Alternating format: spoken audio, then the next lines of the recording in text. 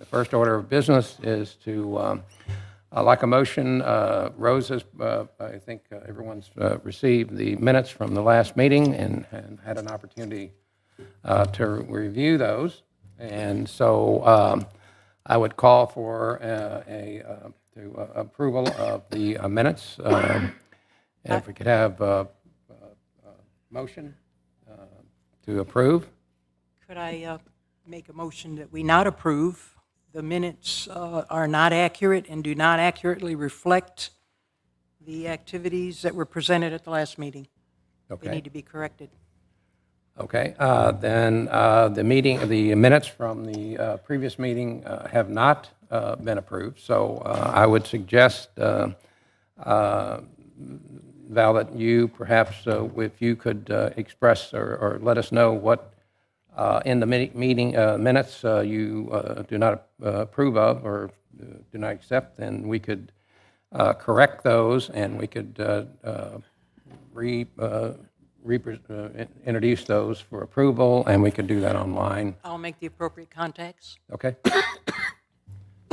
So the minutes are not approved, so we will move forward with the agenda. Yes, sir. Chief, thank you very much for being here. I know you guys have had an incredibly busy time. Ricky, welcome. Good to see you. Hope you're feeling okay. Doing good? You're doing good?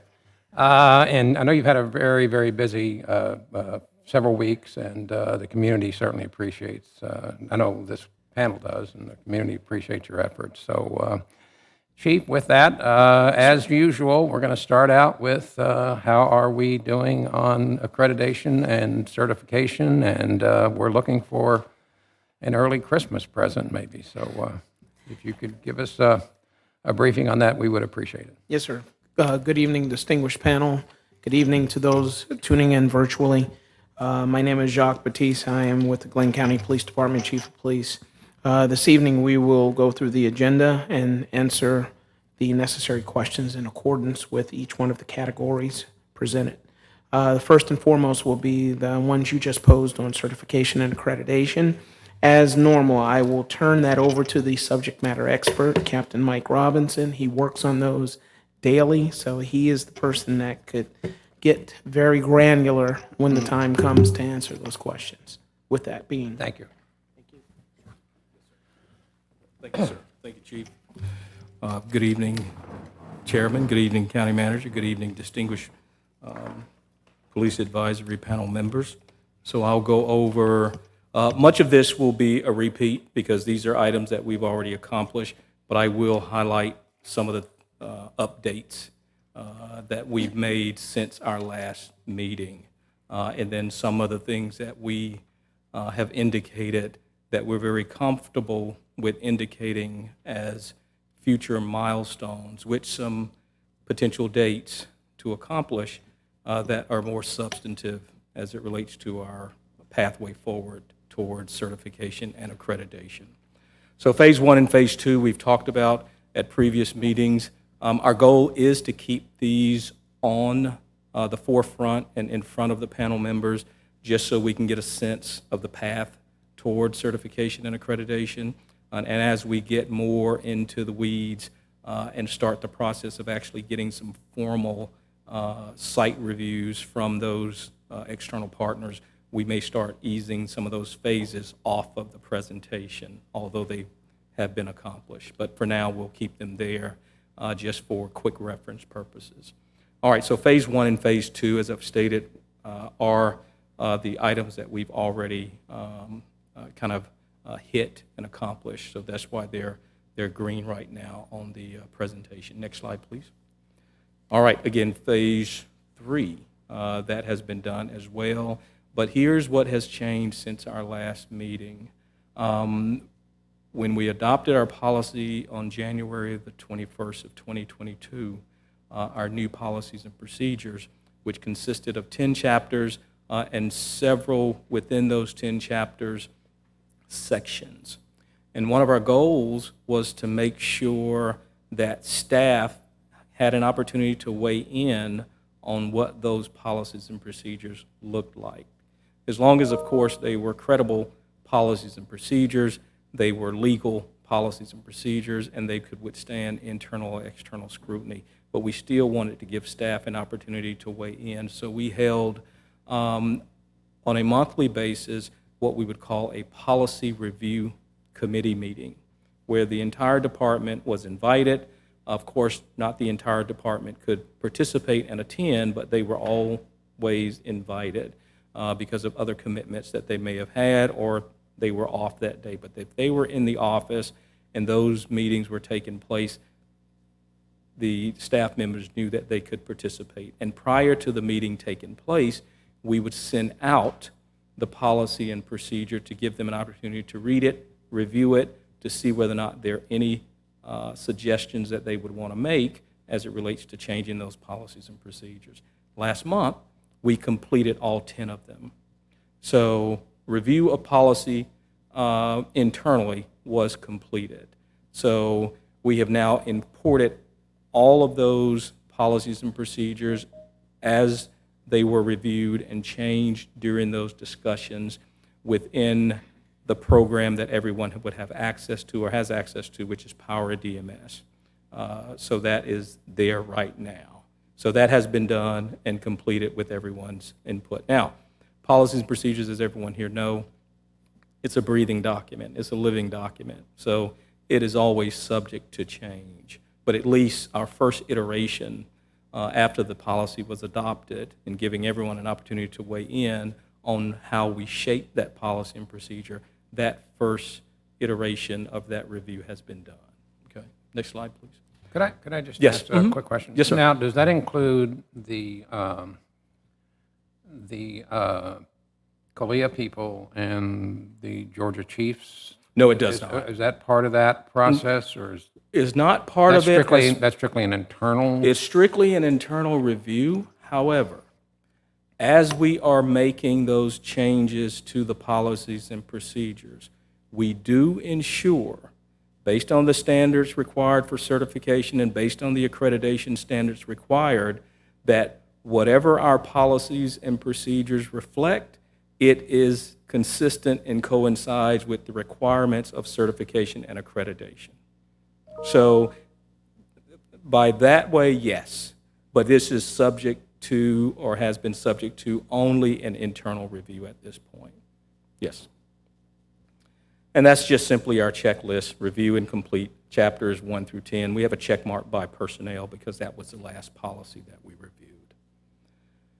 All right, phase 4, which is still our next hurdle, continue our efforts to identify and implement standards of both programs, and we'll show you shortly where we are with that.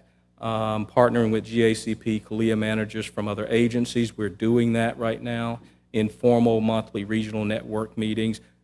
Our Office of Professional Standards staff that's leading our efforts in accreditation and certification, they are attending those meetings. So we are intimately woven in the community that's focused on certification and accreditation, which of course pays huge dividends for us because we get a chance to network with and engage with those individuals who are already certified and or accredited.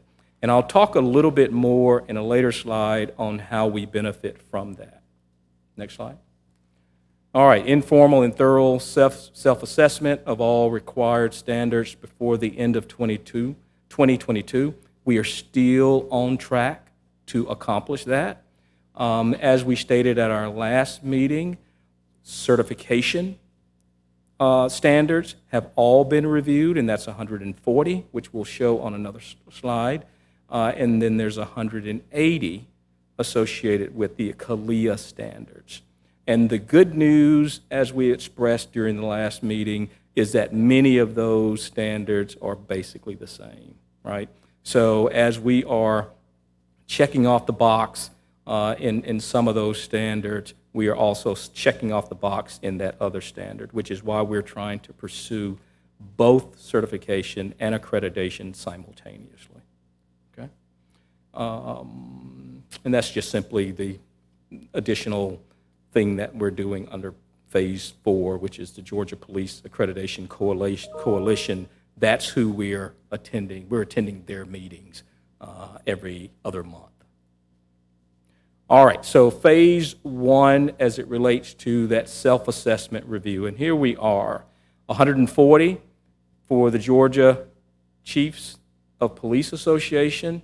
We've already gone through those. We know what we need to take care of to ensure that that standard is fully met, but we've reviewed the standard and matched to where it is associated with our policies and procedures, what other requirements we may need regarding proofs that we've met that standard. Our team has reviewed those 140. And with the accreditation, which is to my right, red pie, green Pac-Man mouth, on that pie chart there, we are, I believe, 27 or 26 in there. I can't see that from here. Usually my eyes are pretty good, but 27? All right, so 27 completed, which took us up a little bit since the last since the last presentation last month.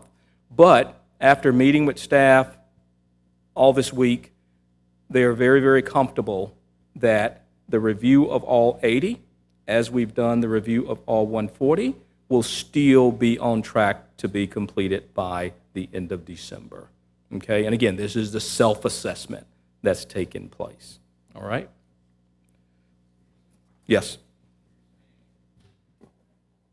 27%. No, 27 of the 180.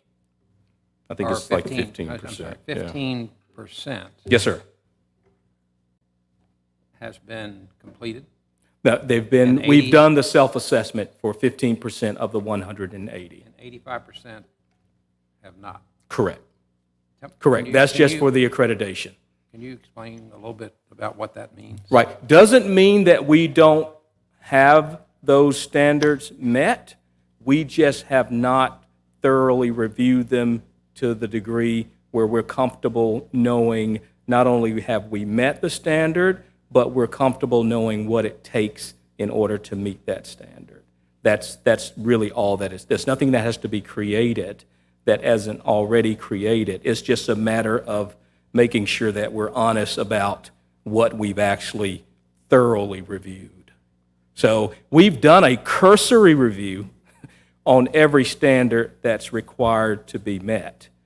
But the cursory review is just simply understanding that we know that there's 180 of them that we must meet in order to receive CALIA accreditation, but thoroughly going through them to make sure that not only are we comfortable that we've met it or we're on track to meet it, but to know what it would take to close the gap if we're falling short on one of those standards. That's what we're doing right now.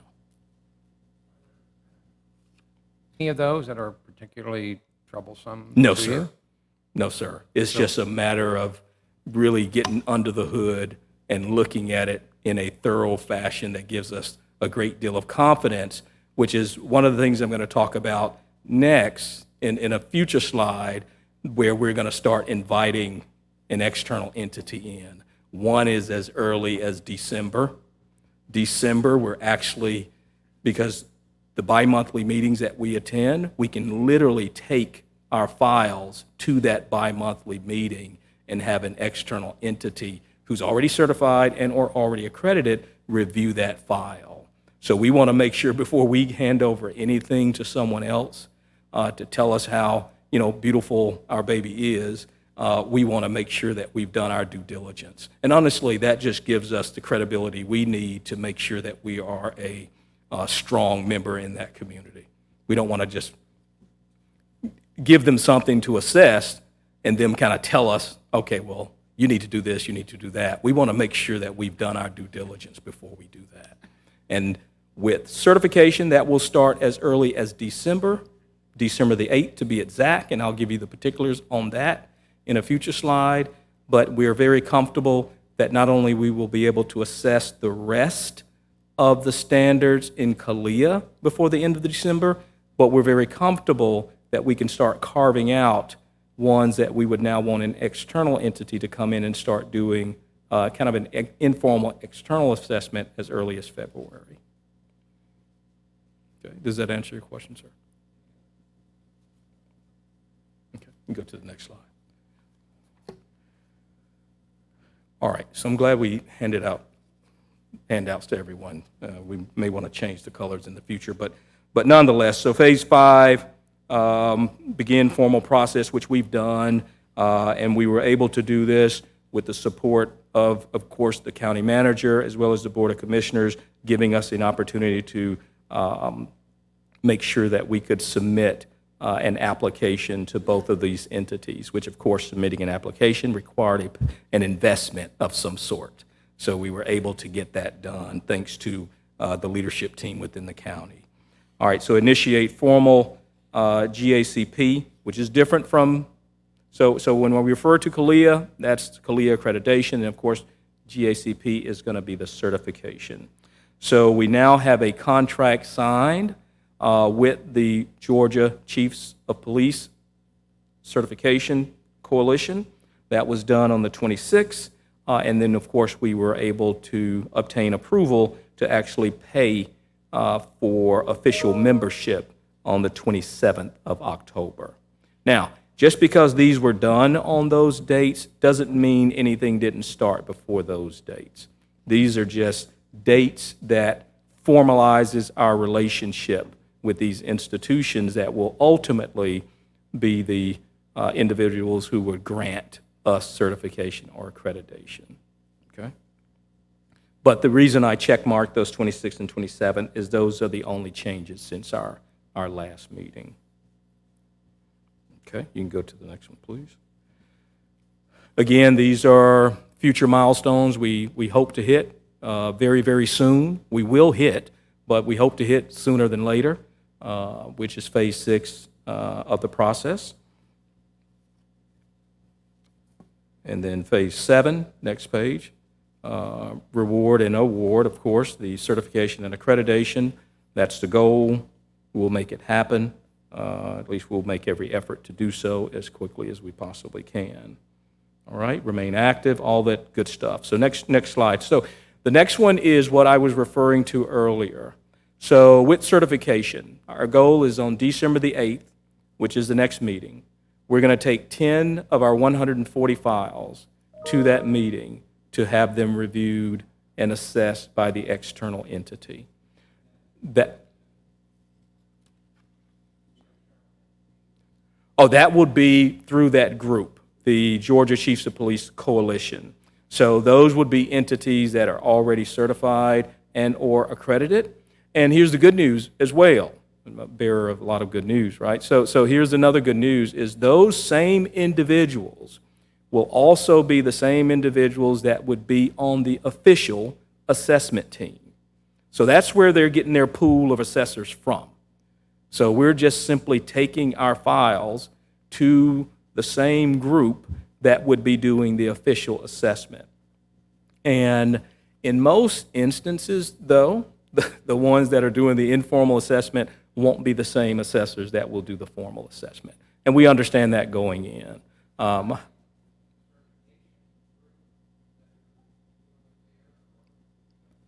That's the certification group, but there is a mix in this certification group. Those are individuals who are certified through the Georgia Chiefs of Police Association, and they are also individuals in this group who are affiliated with CALIA, right?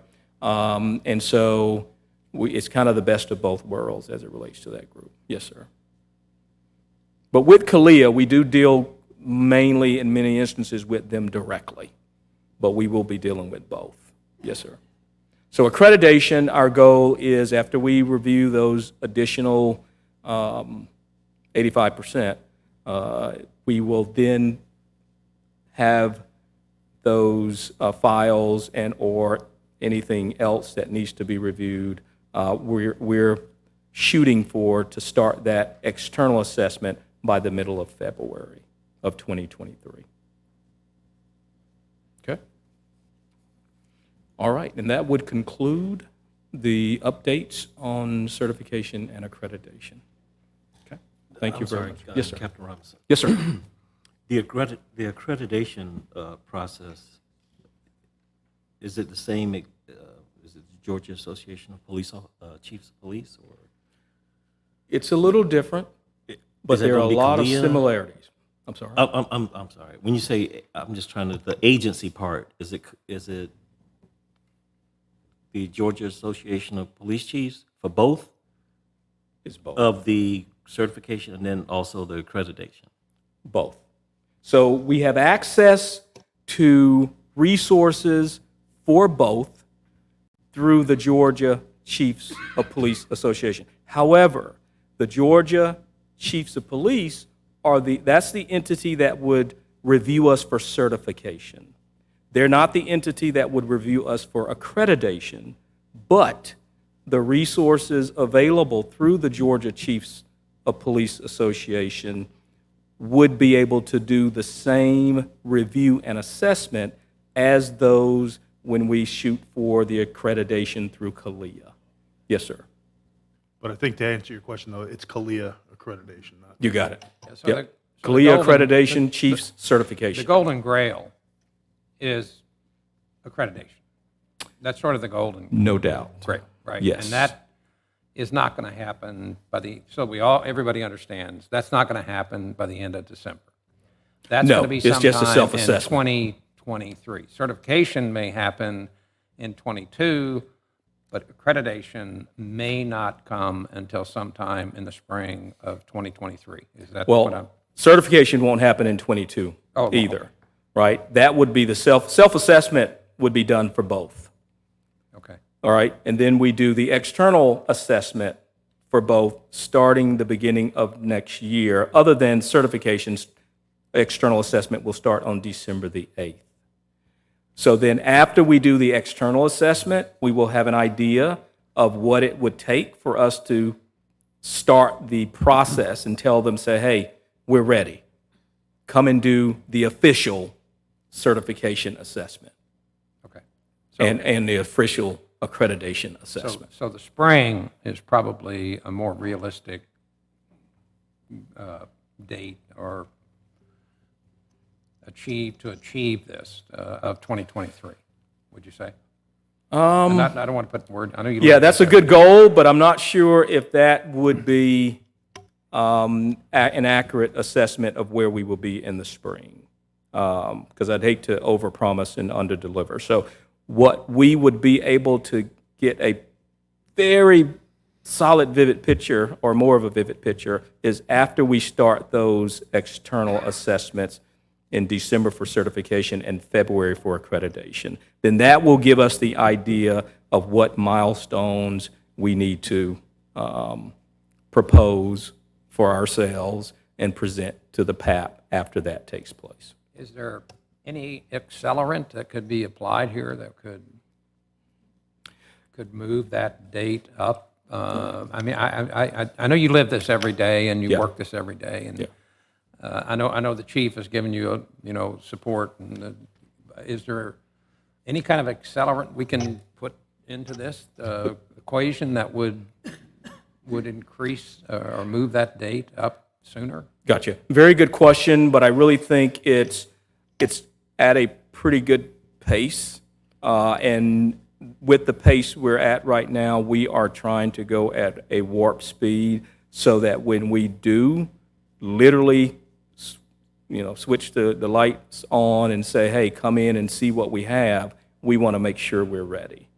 If I could comment also, it's just as an explanation, it is a process Yes. that is dependent on other external forces, You other got it. agencies as well. And so you have to go through the process, and when you get the feedback, then you deal with the feedback and adjust accordingly. Yes. So you're absolutely right. There's no finite definition that even spring is reasonable until you get that feedback and Yes. they redirect your course. Then you'll have, as you said, a better explanation. So I think you're on track and being very upfront and honest with the process that you're presenting it. So thank you. Yes, thank you. Good. As often is the Yes. case, I fear I'm asking a question I should know the answer to. No problem. But could you, in a nutshell, explain to me the qualitative difference between certification and accreditation? Because it sounds like it's theoretically possible to be certified and not accredited, or vice Absolutely. versa. So, It is. and It I is. apologize to the members of the panel if I'm going over repeat I think territory. it's a very good question, right? So the certification is a state certification, right? And so it is a certification that has indicated what standards the Georgia Chiefs of Police Coalition indicates or has stated are appropriate for all the law enforcement agencies in the state of Georgia to meet to cross that threshold and be deemed certified under their certification process. CALIA is more of a national standard where we would be meeting those 180 standards that CALIA has indicated and all of its members have indicated that every law enforcement entity in this country should be able to meet or in our case, we're going to try to exceed those standards that would justify their accreditation, meaning it legitimizes the entity, it legitimizes how they do business, and it consistently applies the rules across law enforcement agencies across the country. So then we would have the same CALIA standards we would have to meet would be the same CALIA standards that the Chicago PD would have to meet, the New York PD would have to meet, and vice versa. But the certification is just simply for those law enforcement entities in the state of Georgia. They have a few less standards to meet, 140 versus 180. Actually, CALIA has far more standards, so there's different levels of CALIA accreditation, right? We're just going to make sure that we achieve that first level first, right? And then there are additional standards that would be applicable if we try to get the second tier of accreditation, which I hope we would attempt to do as well. But the standards are, in many instances, very, very similar and or the same. So what we're doing also right now that kind of makes it a little bit more challenging, but yet helpful in the long run, we're doing what we're calling a crosswalk. So we're looking at all those standards in certification, all those standards in CALIA, and we are matching them across our cheat sheet to see which ones are basically the same. So as we check the box for the certification standard requirement out of that 140, where does that block get checked out of this CALIA standards for the 180? So that simplifies it for us. And I think once you do that once, it makes it very organic going forward for anyone who comes behind us to do this. Thank Does that you. help? Yes, Yes, you're quite thank welcome. you. Yes, ma'am. Good? Thank you, Captain. Yep, Any you're quite other welcome. Yes. questions for Captain Robinson on certification, accreditation? Okay. Thank you. Thank you. Very well done.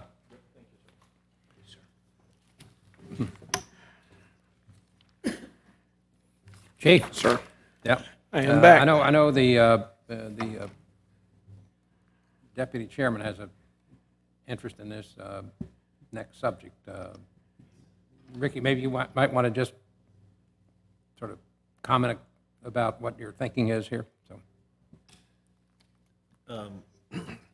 Well, we pretty much know where we already started before you got here, Chief. And pretty much after the Ahmaud incident, which I believe put fire under some butts and some things got done, brought some things to light.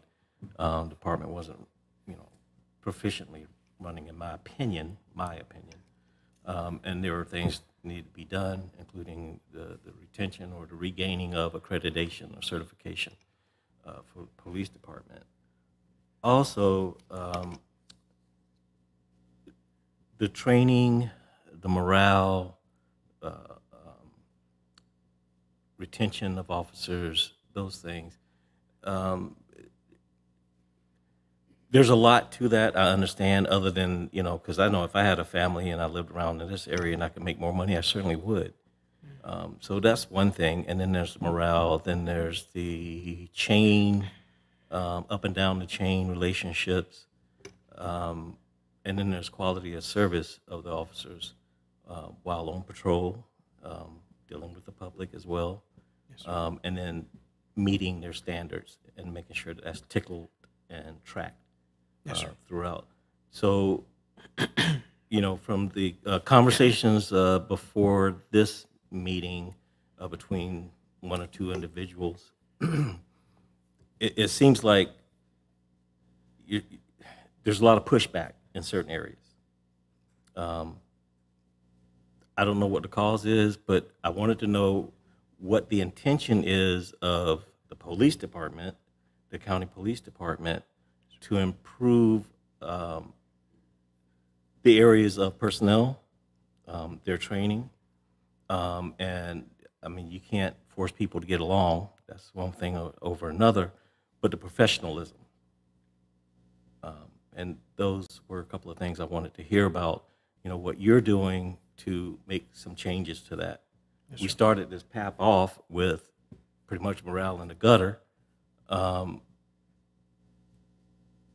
I think what really got me going to think was, the fact that, 19 officers were only responded to the most recent, survey that was done. Yes, sir. And 19 out of, how many officers do you It's have? 94 19 out of or 94 95 at that time. should not set a standard. So, I recommend, and hopefully we'll talk about this later, but I recommend that we, once again, get together and do a 3-tier survey from the top or from the bottom, but include the middle. So we can try to get a better senses of what's what in the community. But right now, professionalism, training, retention, and officers who are veterans per se, maybe bringing up the next rank. How's that going? Incentive programs or mentorships, all the above. All excellent observations on your part. To answer roughly in the range of each one that you stated, we'll deal with training first. We have enhanced our training cadre. We've created, as you may remember in previous meetings, an actual training unit. These are 2 officers, a sergeant and a officer. And that's trainer. These are not only train the trainer, but they have set up a regiment of different training blocks that address all of the necessary nuances that officers need to be prepared to deal with whatever changes in society there are, as well as maintaining the standards of what good law enforcement is calling for. That includes professionalism, ethics, officer survival and safety,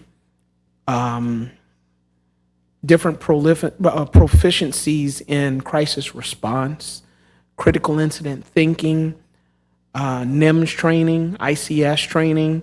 We're training each one of the officers in this department. I'm sorry, what is NIMS? NIMS, National Infrastructure Management System. It's basically dealing with when there's a critical incident, this system automatically kicks in from a federal level.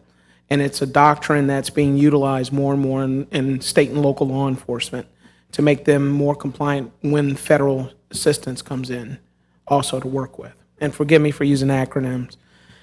With that, it's always been my goal since coming in to train and have each one of these officers, whether you are just a plain officer or a street officer, or whether you are the assistant chief or the chief, to be an incident commander, whatever the situation is.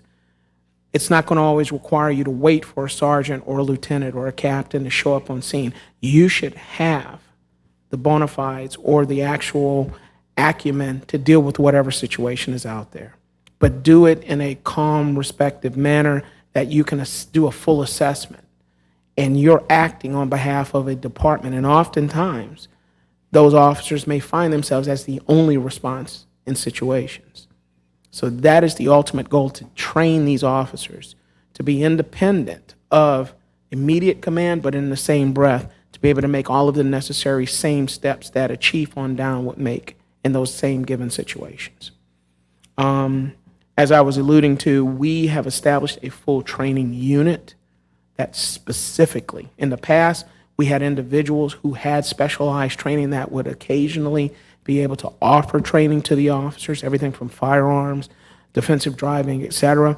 We now have them plotting out over the next fiscal year to 2 years, federal level training, state level training, local training, county training, and even independent Fortune 500 training from different corporate sponsors that serve only to expand their ability and their horizons to be better officers serving in an ever-changing society. All right? The other one that you asked about, the professionalism standards, we are working with each officer to understand when you put on that uniform, there are a set of standards that you represent, not just the county, not just the police department. You represent yourself, and you also represent the individuals in the community. But it's also the same set of standards we expect when you're not wearing that uniform, to be just as professional and to be profound and be able to help in situations where police may not always be needed, but could be very helpful in solving a lot of the community problems that are out there. Help me again, sir, with some of the other areas that you were looking for clarity on. I know of the two that you said, professionalism, training, and what was the third one? Forgive me.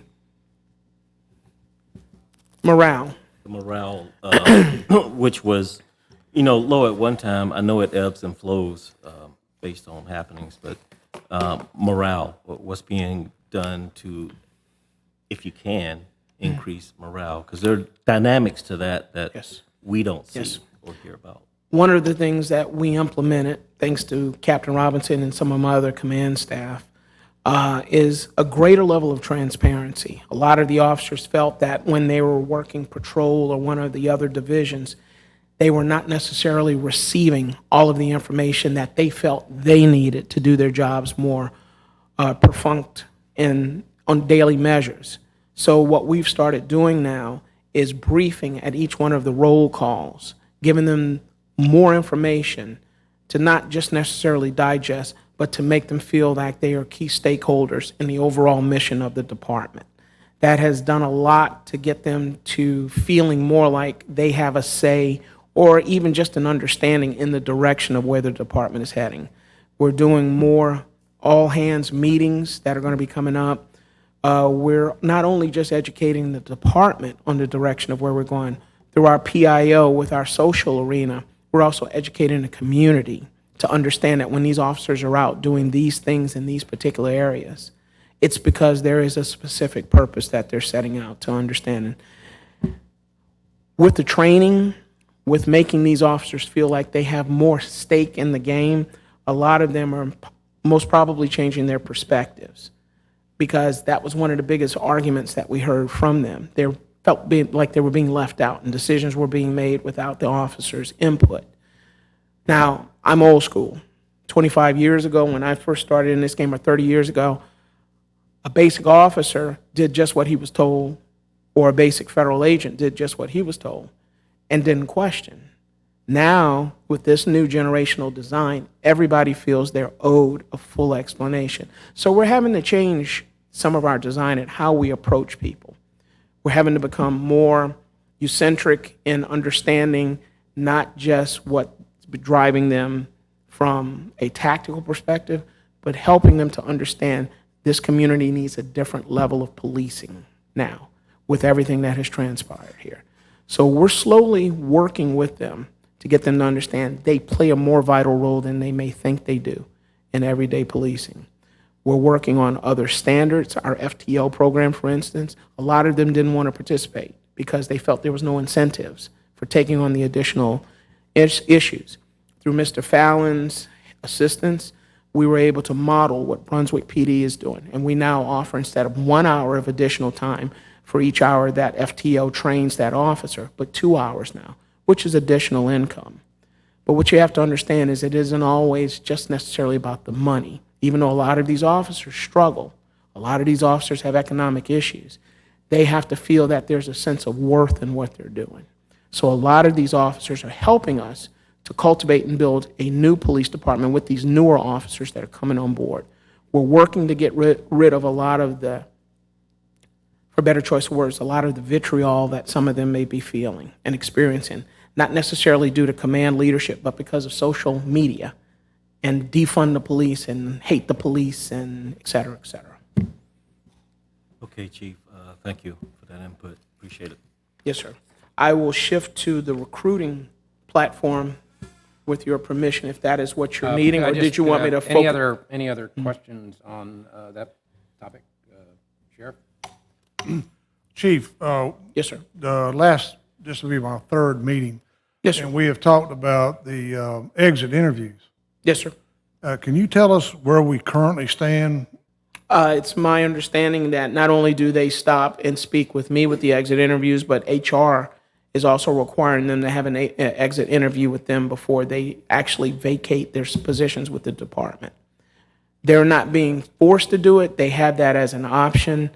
We are still working to get a standard. We have that in place with our department, that you must at least meet with command to help them understand and clarify why it is that you're leaving, provided it's not too personal in its design, but at least give us a metrics to determine if you're leaving for better opportunity, if you're leaving for better money, if you're leaving because you're just tired of being an officer, if you're leaving because you have a brand new baby and seeing 15 officers killed in a 3-week period across the country, your wife or your husband at home may be telling you, we don't need this. We can do something else. There are a lot of different catalysts that are now driving law enforcement officers to leaving this department. Not Glynn County, but leaving this profession, excuse me. Just last week, or over the weekend, NYPD announced they're going to be losing 4,000 officers over the next 10 to 12 to 15 days. That's a 50,000-man police department, but they were already struggling. But officers are tired of being the victims, tired of these attacks, tired of being marginalized. And it's something that's being felt across the country. Large departments, medium-sized departments, small departments are all struggling with the same thing. Did I answer your question for you, sir? Somewhat. Okay. Mr. Chairman, we have discussed possibly this panel some members of this panel being formed to do exit interviews.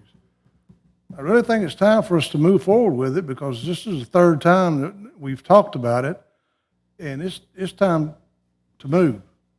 We've got a serious bleeding issue, and we need to stop the people from leaving or help slow down the process. The exit interviews by human resources, if I hurt someone's feeling, I'm sorry. They're not qualified to talk to policemen as to why they're leaving. You are, and maybe this panel is. And we need to form these questions like I've stated before, and let's ask these individuals why they're doing it. I'm having people to approach me, and I've been a little standoffish because I want to go by the direction of this panel, but they want to talk to some people. And I don't know if it's good or bad. Maybe Well, it you is know, good. I And don't we mean know to where we're interrupt you, going. but I second that. I think it's very important. Well, let me just suggest that we, Bill, talk to the county attorney and the HR people about this subject, and as to whether or not there are some issues surrounding that may go against policy. But could you talk to the county manager and the HR folks and express the desire of members of this panel to conduct exit interviews with officers?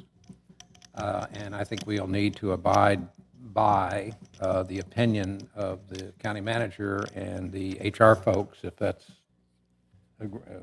agreeable with you, Sheriff. I'm not sure we can force ourselves into that process, but if we have an opportunity to have a conversation with officers who voluntarily want to talk to the panel or panel members individually, but I think we have to be sensitive to whatever the policies of the county might be with respect to that. And if any others have any observations or opinions on Mr. Chairman, that, please weigh in. the number of people that have contacted me about these issues, they contacted me. They want to talk. I didn't force it upon them. And Chief, don't get me wrong, I want to help you. I spent 15 years of my life in law enforcement with the Glynn County Police Department. I want it to be the best that it can be. And maybe these exit interviews will help the entire police department to find out, they may be small issues that we can fix with a stroke of the pen or a 2-sentence orientation. We don't know. But we need to get to the root of the problem instead of pushing it on down the road. And this has been 90 days now. It's time to try to move on.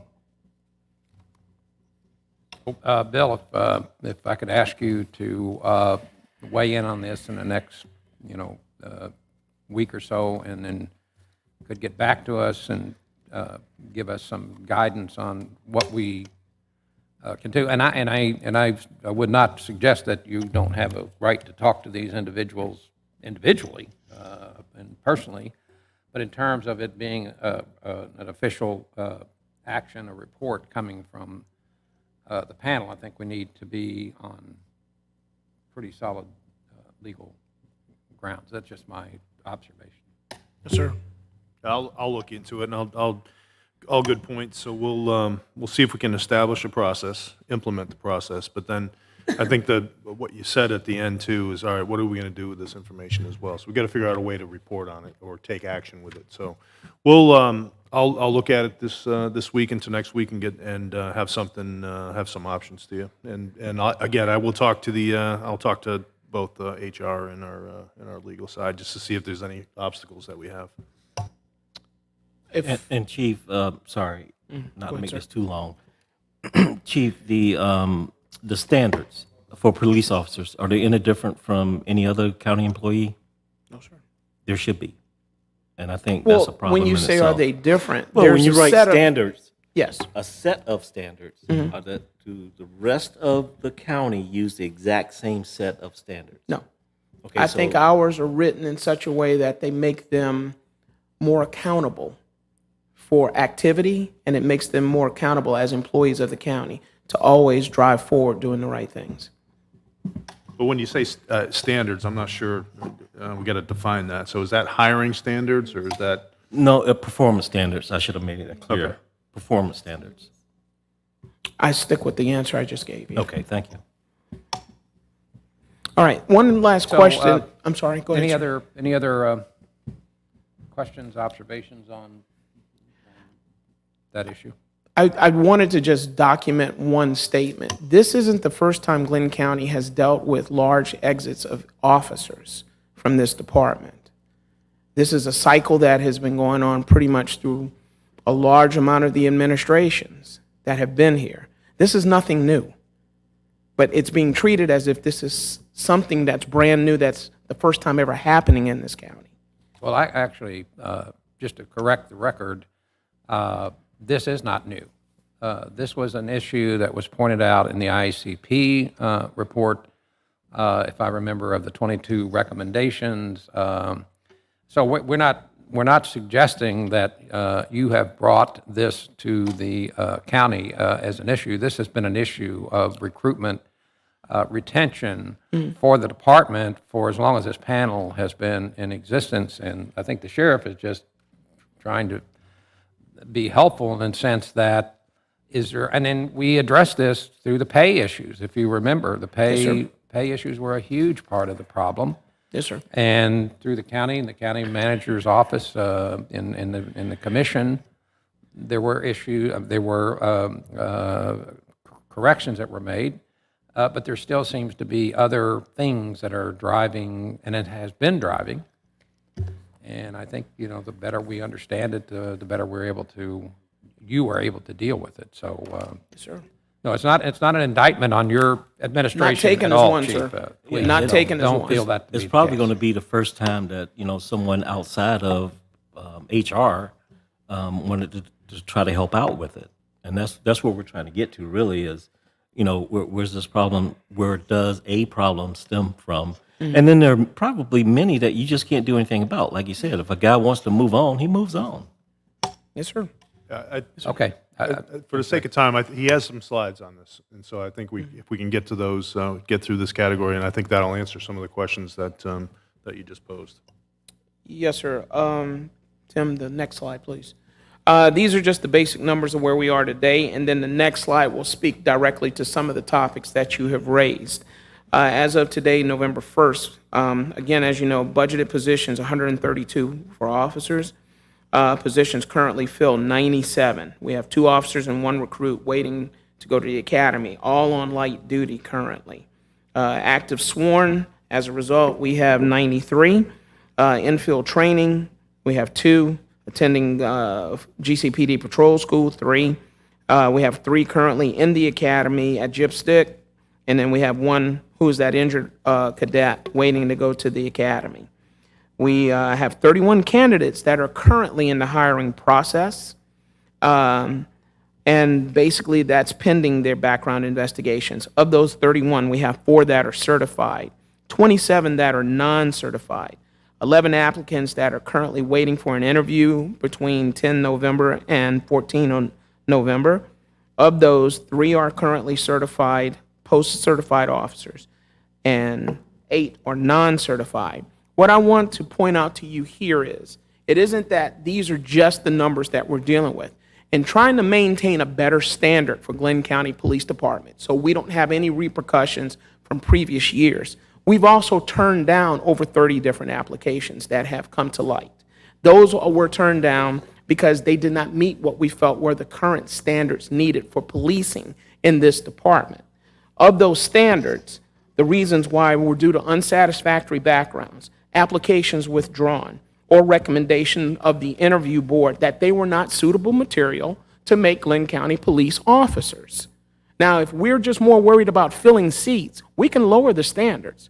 But I'm more worried about what it does to this community and does to the profession of policing further. So in us trying to meet these numbers to raise, we're not necessarily going to always get the best certified people in these seats. So that's where we're working to build a better matrix to determine, yeah, we may not be able to stop you from leaving, but we're going to make sure that when we refill the pool, we're doing a better quality of water that comes in for whatever reason. So, next slide, please. When you look at dismissals versus resignations, this is the first time we're introducing you to this. Since my tenure in January, or taking over, January 2022 to date, we've had 9 dismissals due to, for whatever reasons, they were dismissed from the job. We also have had 25 resignations. And those resignations, next slide please, weren't always because they were necessarily just chasing money. We've had officers to leave, if you notice on that slide, 2% or 2 of them left for external transfers to other police departments at a higher level or outside of Glynn County altogether, from the federal to the state level. We've also had 12 who had promotional opportunities that took them to other departments, working to get better salaries. But we also had those that went on to promote at other departments. 1 left to become the chief of police at Kingsland PD. So those individuals left for varying reasons that helped them both socially, economically, and personally in their lives, which we weren't either meeting here in Glynn County or they found better somewhere else. Okay? Relocation. We had officers who had to relocate because family members were needing them elsewhere. So we had 3 of those to leave for that reason. And then finally, yes, we had 8 transferred to the Glynn County Sheriff's Office. For whatever reason, they felt life was better on that side of the fence. The grass was greener. And for that reason, they left. But what it has done is given us the opportunity to be able to build a better matrix now with people who want to be in Glynn County Police Department. And that closes out your recruiting and retention. A very passionate presentation, Chief. I appreciate your... Chairman, I my blood appreciate pressure your- has gone up 11 points since I've taken this job. 11 points. Well, that's unfortunate. And obviously, what you pointed out here, this is an excellent description of people who are leaving, and obviously the reasons they're leaving. And I'm assuming the one that's most sticking in your craw is the green section there. And how do we combat that? If it's a better working environment, if it's a better opportunity to increase their livelihood, if it's a combination of all those things. Yes, sir. Then I think those are things that the what- commission and the county manager, needs to address and As a- see if we can deal with that problem. And I'm sure there are other reasons. Pardon me. That are causing people to leave. But we can't just accept that as, de facto. I mean, we've got to figure out ways of keeping these officers, these men and women in the department. And that's kind of what our interest is. If I may be so bold and respectfully make that statement to elude what you just referred to, when you're offered an incentive to come somewhere and your work schedule is from 8 in the morning till 4 p.m., Monday through Friday, no weekends, no nights, I would be willing to go work under those conditions. Right. Well, you don't have the luxury of. But I don't have that luxury. Yes, sir. Go ahead. Chief, if you're insinuating that the sheriff's office works 8 to 4 and not on weekends at night, I take exception to that because they work 24 hours a day, just like most law enforcement agencies do. Sir, I never said the sheriff's department. Well, it's kind of insinuating when you have them up on the screen up here and you're talking about where people are going. Well, you're the one who said the sheriff's department. I never said that. But if that's what you feel I was insinuating, my apologies. I certainly didn't mean to offend You anyone. don't have to apologize to him, but I just want to make it clear that the sheriff's office works 24 hours a day, just like other law enforcement agencies, and it's pulling up short when someone says 8 to 4 and off on weekends and nights. And I just want to clear the air. That's fine, sir. Thank you. Well, there is a problem, known problem. It's the elephant in the room. I don't see why we're walking around it. The sheriff's department does pull from the Glynn County Police Department, regardless of what their working hours are, and it's still a detriment to the Glynn County. It's not illegal. I just think it's unprofessional, but that's just me. So we're here to help you, Chief, help the department to get things done. And when we ask for this type of information, and this graphic is pretty good, but as said before, there's really the why. And we just need to be able to sit down and the county manager will look into it and do an exit interview. So hopefully we can get a better grasp or better feeling. It's not the magic bullet, but it's some type of help. And I know there is some serious issues between the Glynn County Police Department and the Sheriff's Office. So I'm not going to pretend it doesn't exist, because it does. And that's something that maybe someone way higher than the panel needs to take a look at. Okay, Chief, thank you very much for that presentation. I think we can move on, and we'll wait to hear back from the county manager on what his review of this provides us. So, I believe the next portion of the presentation deals with the crime issues for Glynn, or behavioral.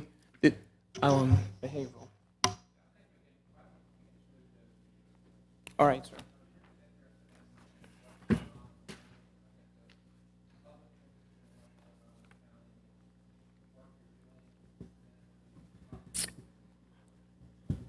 Yes, sir.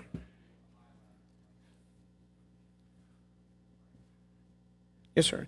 What I simply wanted to do is, if you remember, we introduced, per your request, a bar graph or a slide graph that showed the different elements of crime over the last 3 years, 2020, 2021, 2022. We introduced at the last meeting, which is also now posted on our website also, these same levels of numbers. Next slide, please, Tim. With that being said, these are the new numbers as of November 1st that we're seeing to date. I wanted to highlight specific columns that have actually shows where we're actually still under seeing. Let me rephrase that. We're not seeing the same levels of numbers in certain areas, either due to the work that we're doing in law enforcement or due to the joined, combined results of different law enforcement agencies working together. Assaults, for instance. 2020, we had 2,400. 2021, 2,138. To date, in November, we're only at 1,721, and that's through the end of the calendar year. So the numbers are down there. If you look also at drug narcotic offenses, 1,138, 2020, 1,020 in 2021, we're at 905.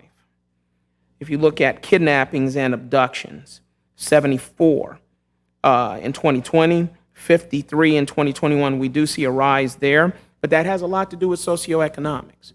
You're dealing with people who are either bothered, aggravated, they have collapsed relationships, marriages, etc. They're not allowed to see maybe kids, so they take that person and they're going to keep them hostage until they get what they want from that individual.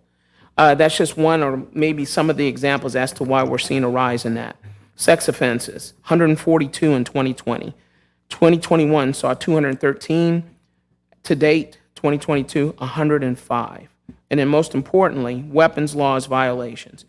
179 in 2020, 95 in 2021, but of course 241. But that is because of the change of the laws, not just at the state level, but at the national level for permits, gun permits, carry permits, etc.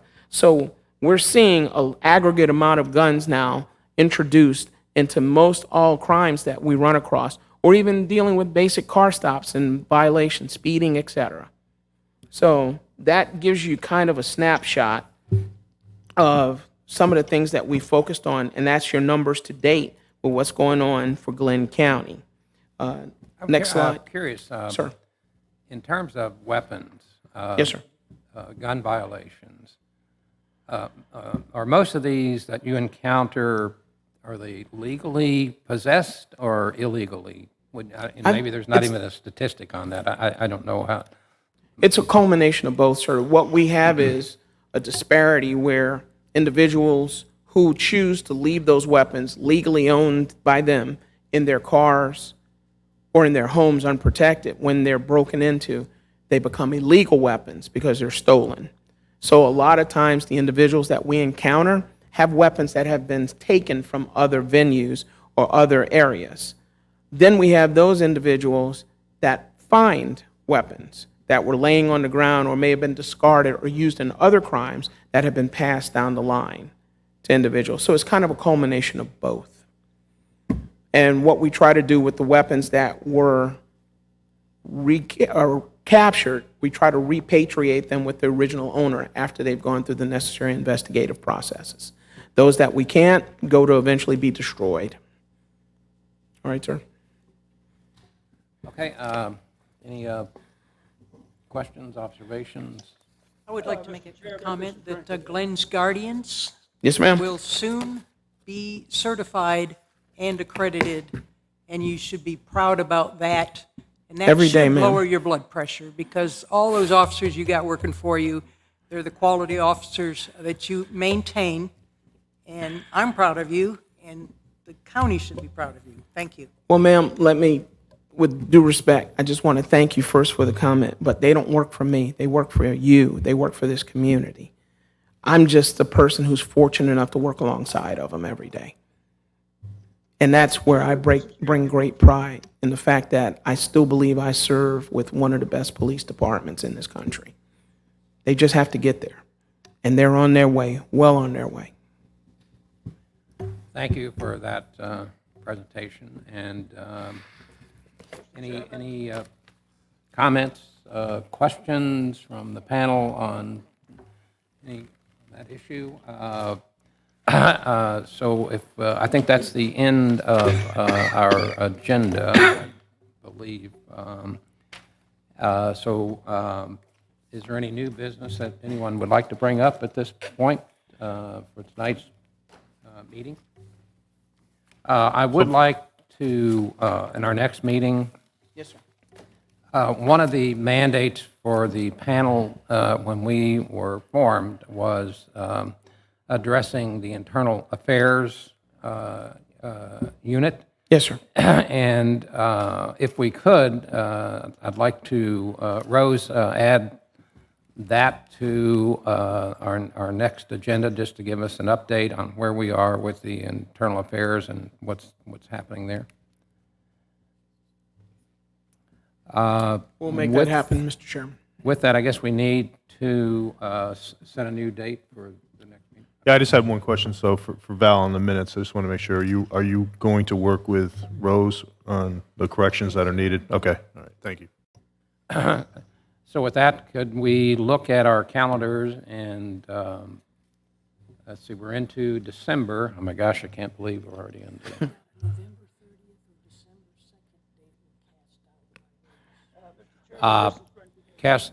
Rose, you were recommending December 2nd? Is that what day is that? Is that a Wednesday?